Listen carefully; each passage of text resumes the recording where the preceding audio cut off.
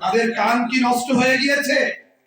এই যে অন্তর্বর্তীকালীন সরকার আমাদের কোনো কথাই যেন এই গণঅভ্যুত্থানের সরকার শুনতে পায় না।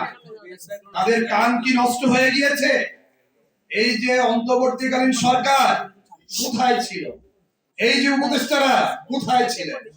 আজকে যে শহীদদের রক্তের বিনিময়ে তারা এই ক্ষমতায় এসেছেন, চেয়ার পেয়েছেন, তারা কি করছেন? আমার তো মনে হচ্ছে তারা আমাদের সাথে তামাশা করছেন, আমাদের শহীদ এবং আহত যোদ্ধাদের সাথে তামাশা করছেন। আমরা দেখুন 17 বছরের ফ্যাসিস্ট চলে গিয়েছে, যেতে বাধ্য হয়েছে। আজ কিংবা কাল যারা অন্যায় করবেন তারাও ঠিক অনুরূপ, তাদের জন্য ঠিক অনুরূপ অবস্থা তৈরি হবে। শুধু আমরা এতটুকু বলতে চাই, আমাদের এই শহীদদের আহাজারি এবং আহতদের যে স্বপ্ন ছিল, নতুন বাংলাদেশ গড়ার যে স্বপ্ন দেখেছিলাম, এটা যদি বাস্তবায়ন না হয়, আমরা শহীদ পরিবার এবং আহত যোদ্ধারা যদি আবার রাস্তায় নামি, সুতরাং সেই পরিস্থিতি আর ভালো হবে না। অতএব আমরা মনে করি শহীদদের মামলার আসামিগুলো অতি শীঘ্রই গ্রেফতার করা হবে। আহত যোদ্ধাদের মামলাগুলো নিয়ে কোনো ধরনের আয়তারা আমরা মেনে নেব না। বিশেষ করে এই 1.5 বছর পরেও আজকে আমাদের সংবাদ সম্মেলন করতে হয়, এটা এই জাতির জন্য লজ্জাকর, এই বাংলাদেশের জন্য লজ্জাকর। শহীদ পরিবার এখনো মিডিয়ার সামনে এসে বিভিন্ন আইন শৃঙ্খলা বিষয়ে কথা বলতে হয়, আহত যোদ্ধাদের কথা বলতে হয়, এটা এই বর্তমান অন্তর্বর্তীকালীন সরকারের জন্য লজ্জাকর।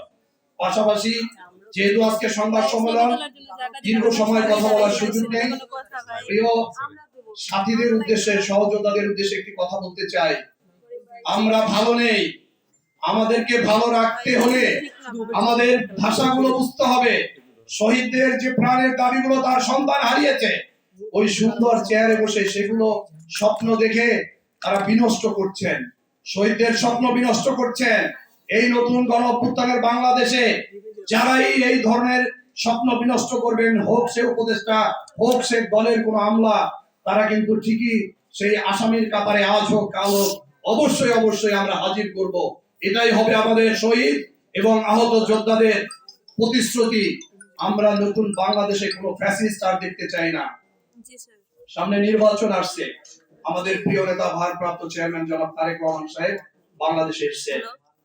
আমরা শহীদ পরিবার এবং আহত যোদ্ধারা যারা রাজপথে ন্যায্যতার কথা বলি, আন্দোলন সংগ্রামের কথা বলি, মানুষের অধিকারের জন্য কথা বলি, আমরা এখনো তাদের সাথে দেখা করতে পারিনি।